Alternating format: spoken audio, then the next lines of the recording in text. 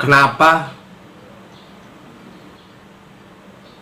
awalnya kamu ingin membuka usaha laundry ini?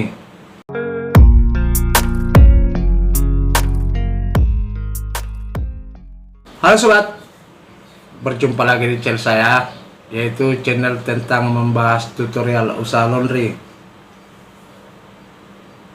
Bagaimana kabar para sobat? Mudah-mudahan sehat walafiat dan usahanya makin bertambah pelanggan dan semoga lancar-lancar saja. Nah, jadi topik kita kali ini sobat yaitu membahas tentang sebuah pengalaman ya. Nah, karena kemarin ada yang bertanya, kenapa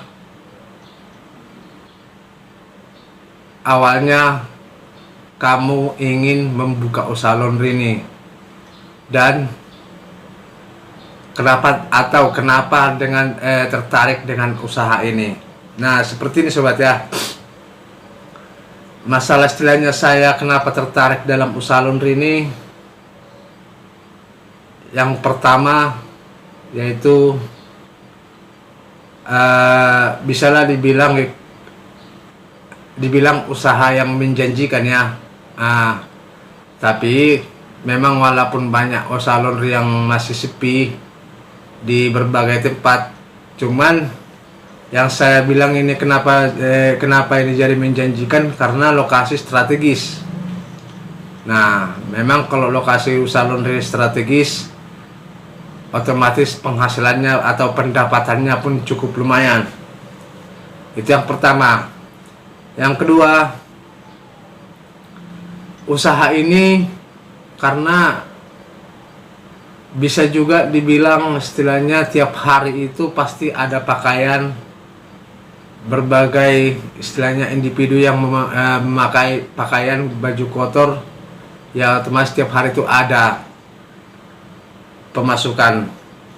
Nah, walaupun memang istilahnya tidak standar. Jadi baru selanjutnya sobat, bisalah dibilang memang usaha ini kalau seandainya istilahnya memang benar-benar kita sabar atau kita benar-benar kita tekuni,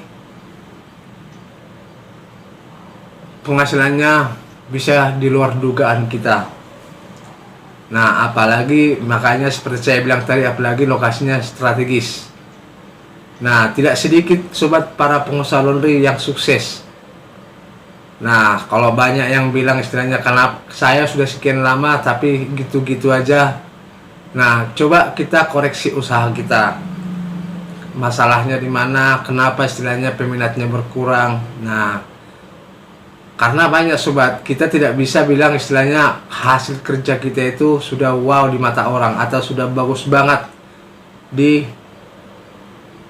mata pelanggan. Nah, kalau menurut saya sih, dari dulu sudah saya pernah katakan ini, tidak kita yang menilai hasil kerja kita, tetapi pelanggan. Nah, karena bukan kita yang menggunakan atau memakai pakaian yang kita cuci, tidak, pelanggan. Nah, jadi dia harus pasti lihat itu, apakah rapi, apakah bersih atau wangi. Nah, di situ semua dinilai orang pelanggan itu. Nah, makanya saya bilang, kalau seandainya tadi bilangnya saya sudah bertahun-tahun, usaha saya sudah lama gini-gini aja tidak berkembang. Nah, itu penyebabnya. Nah, selanjutnya sobat, saya bisalah dibilang ya istilahnya usaha ini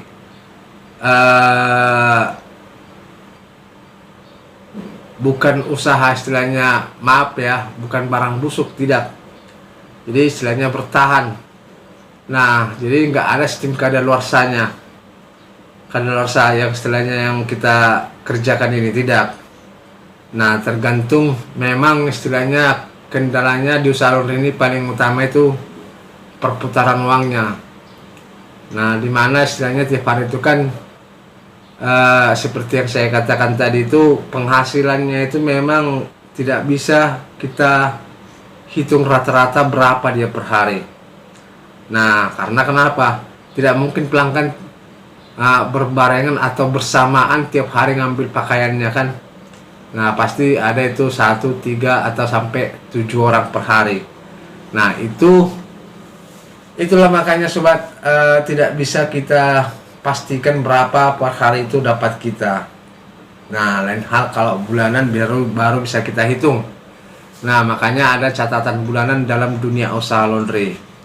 Berapa pengeluaran kita, berapa pemasukan, nah baru berapa penghasilan bersih kita. Nah, jadi itulah alasannya sobat, kenapa saya mau membuka usaha laundry ini.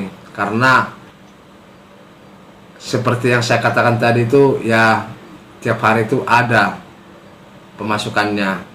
Nah, walaupun memang seperti walaupun memang tidak standar ya, tidak rata dia.